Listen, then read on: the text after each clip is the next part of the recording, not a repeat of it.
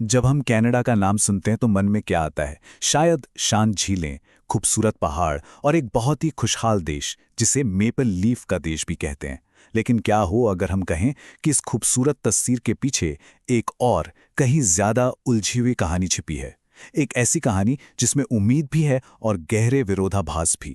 तो चलिए आज इसी दोहरी हकीकत को परत दर परत खोलते हैं।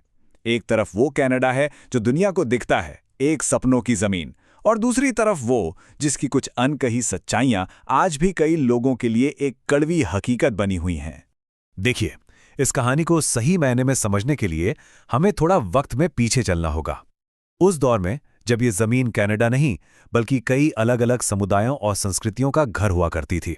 ये जमीन हजारों सालों से फर्स्ट नेशंस, इन्यूइट और मेतीज जैसे स्वदेशी लोगों का घर थी।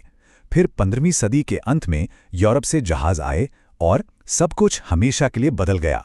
सदियों के संघर्ष, समझौते और बदलाव के बाद 1867 में डोमिनियन ऑफ कनाडा की नींव पड़ी और आखिरकार 1982 में जाकर ये देश पूरे तरह से एक आज़ाद राष्ट्र बना। और आज का कनाडा, अरे वो तो विशाल है। दुनिया का दूसरा सबसे बड़ा देश जो 10 प्रांतों और 3 क्षेत्रों में फैला हुआ है। राजधानी ओटावा से लेकर सबसे बड़े शहर टोरंटो तक यहाँ की हवा में आपको 2 भाषाएं सुनाई देंगी, अंग्रेजी और फ्रेंच, जो इसके यूरोपीय इतिहास की सीधी गवाही देती हैं। चलिए अब जरा उस आधुनिक कनाडा पर नजर डालते हैं जिसे आज दुनिया जानती है। एक ऐसा देश जो प्रगति, स्थिरता और उम्मीद का, आप कह सकते हैं कि एक दूसरा नाम बन चुका है। इसकी राजनीतिक व्यवस्था भी काफी दिलचस्प है। एक संवैधानिक राजतंत्र और संसदीय लोकतंत्र का मेल। अगर आसान शब्दों में कहें तो एक ऐसी स्थिर और मजबूत व्यवस्था है जिसने दशकों से इस देश को एक सूत्र में बांधे रखा है। और जब बात अर्थव्यवस्था की आती है तो कनाडा दुनिया के सबसे ताकतवर देशों में से एक है।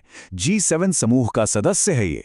इसकी इकोनॉमी जमीन से निकलने वाले तेल और गैस से लेकर आसमान छूती टेक्नोलॉजी तक और विशाल खेतों से लेकर सर्विस सेक्टर तक कई मजबूत स्तंभों पर मजबूती से खड़ी है।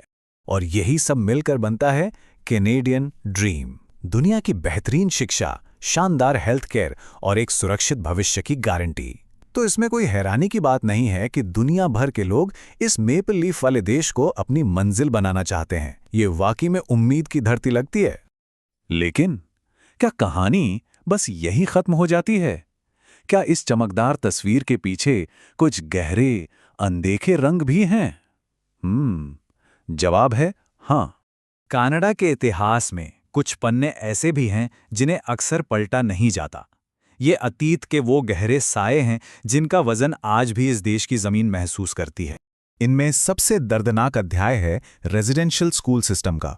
ये सिर्फ स्कूल नहीं थे, नहीं, ये सरकार और चर्च द्वारा चलाए जा रहे वो संस्थान थे जिनका सिर्फ एक ही मकसद था, स्वदेशी बच्चों को उनके परिवारों से छीनकर उनकी संस्कृति और उनकी पहचान को पूरी तरह कुचल देना।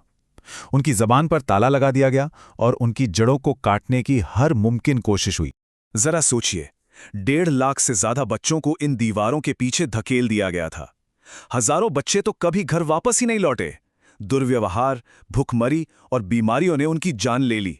और आज जब इन स्कूलों के पास से अचिन्हित कब्रें मिल रही हैं, तो वो भयानक सच पूरी दुनिया के सामने आ रहा है।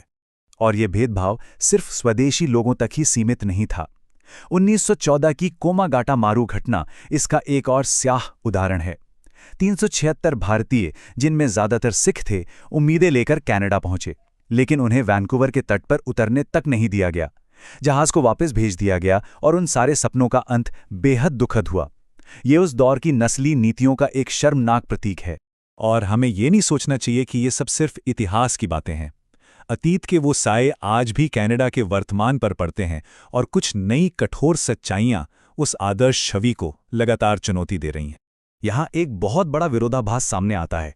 एक तरफ दुनिया कनाडा को उसके हरे भरे जंगलों और साफ झीलों के लिए जानती है, लेकिन दूसरी तरफ यही देश दुनिया के सबसे ज्यादा प्रदूषण फैलाने वाले ऑयल सैंड्स उद्योग का भी घर है, जो पर्यावरण पर एक बहुत भारी बोझ है।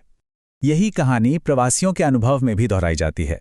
वादा होता है एक खुले और स्वागत करने वाले देश का, लेकिन हकीकत में कई लोगों को अपनी डिग्रियों को मान्यता दिलाने, अच्छी नौकरी पाने और यहाँ तक कि नस्लीय भेदभाव से भी जूझना पड़ता है। सपना और हकीकत के बीच एक लंबी खाई नजर आती है। और जब समाज की सतह के नीचे देखते हैं तो और भी दरारें दिखती हैं। चमकते शहरों की सड़कों पर हजारों लोग बेघर हैं। ओपियोइड की लत एक महामारी का रूप ले चुकी है और न्याय का तराजू वो आज भी स्वदेशी और अश्वेत समुदायों के लिए बराबर नहीं झुकता।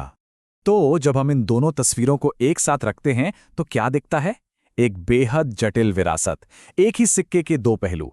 एक तरफ चमकती हुई उम्मीद तो दूसरी तरफ निराशा के गहरे निशान। एक बात इस पूरी कहानी का सार बता देती है कि कनाडा बेशक एक उन्नत और शांतिपूर्ण देश है, लेकिन इसकी रोशनी के पीछे एक अंधेरा भी है। एक ऐसा अंधेरा जहां स्वदेशी समुदायों का दर्द, अल्पसंख्यकों का संघर्ष और समाज की गहरी असमानताएं छिपी हुई हैं। और आखिर में ये हमें एक बहुत जरूरी सवाल पर लाकर खड़ा कर देता है। क्या कोई भी देश, चाहे वो कनाडा हो या कोई और, अपने अतीत के काले पन्नों को स्वीकार किए बिना सच में एक बेहतर भविष्य की ओर बढ़ सकता है? ये एक ऐसा सवाल है जिसका जवाब शायद हर देश को खुद ही खोजना होगा।